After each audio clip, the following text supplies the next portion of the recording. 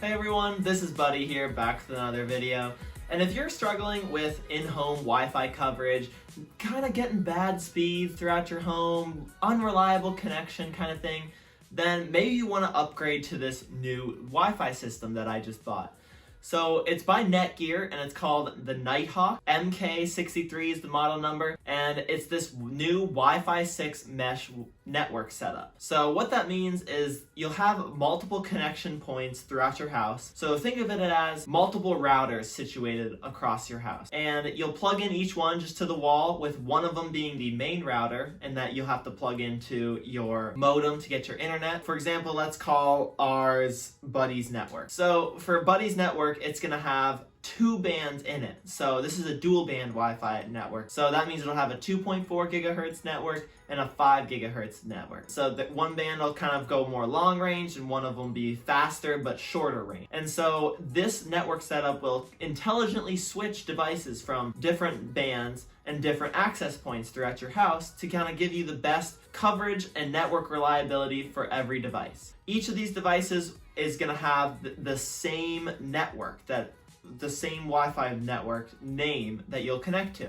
So this is good. This is really nice. It does it without you having to do anything, and this should give you better coverage. And so I recommend the one with the 3 kind of system point. That's the 63 and not 62.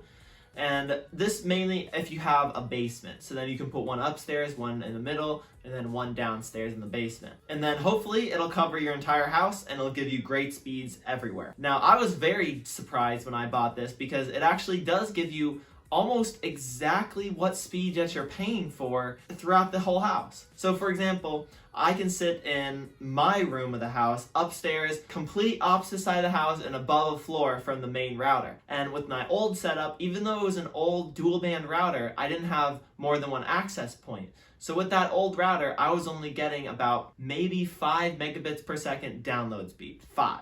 Pretty much just horrible speeds. Now with the new system, I can get up to, I've seen 70 down. I pay for 100. So getting 70% of my network speed that I'm paying for in the complete opposite corner of my house through Wi-Fi is actually really good. The closer I move, the closer I get to that 100 download speed. So that was really nice change to see that I can actually reliably connect to my network in my room compared to beforehand. Now, this is only dual band like I mentioned and not tri-band. So some people are swearing by this new tri-band setup instead of dual band because it gives more reliability and can stay connected easier.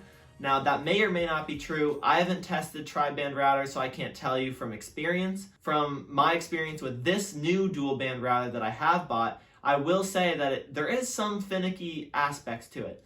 The app is a little bit slow and finicky and doesn't really have the wide variety of controls that you'd maybe looking for in other apps or other products, which is kind of disappointing, but most people just need to turn on their Wi-Fi and go. So I don't really think it's that big of a deal. Now the other thing is it does sometimes favor some devices, or some devices just decide to lose connection a bunch. That kind of irritates me, especially since this is a $250 router. You wouldn't really expect this top-of-the-line router that is only about, I think, 6 months old as of recording this to have these problems, but these problems are maybe, I wouldn't even say once a week, maybe as frequently as once a week, maybe as frequently as every other week or once a month or something.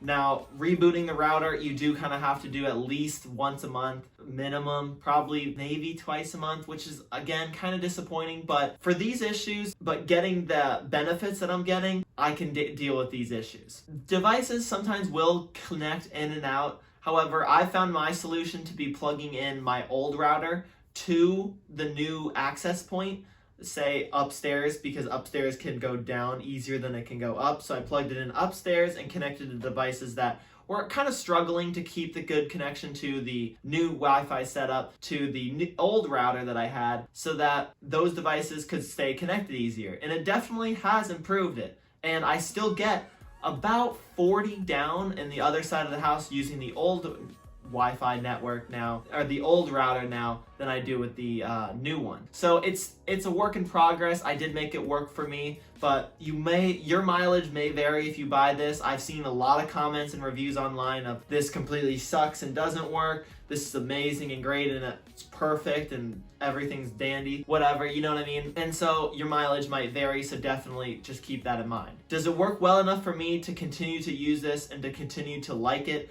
and deal with the issues as they come up? Yes. So take that into account as well. I think that's a great solution. Wi-Fi mesh networks are definitely the future with having more than one access point. They can carry the connection from your router much better than extenders can. So definitely look into this if you're looking into upgrading your home Wi-Fi network system. It is a great buy. Is it the perfect buy? Probably not. Could another system work well for you? Probably. Now, has this worked for me? It has. And the boxes even look pretty inconspicuous. You know, it's not a big fancy giant thing with antennas pointing out. It's actually pretty concise. It's not that big. You can put them different places and not notice them that much. Has it worked well for me in covering my 20 plus devices connected to the network at all times? Yeah. If you guys have any questions, make sure to leave them down in the comments below. And if you guys did pick up this and you guys are experiencing an issue with AirPlay, I did another video about how I came about this solution, and I already basically told you how in this video, but I'll detail it more in that video if you wanted to watch that. But it will work with AirPlay if you use your old router. But make sure you guys, before you guys go, hit that big red subscribe button and hit that bell icon to stay updated with all of our future videos. But thank you guys for watching, and I'll see you in the next video.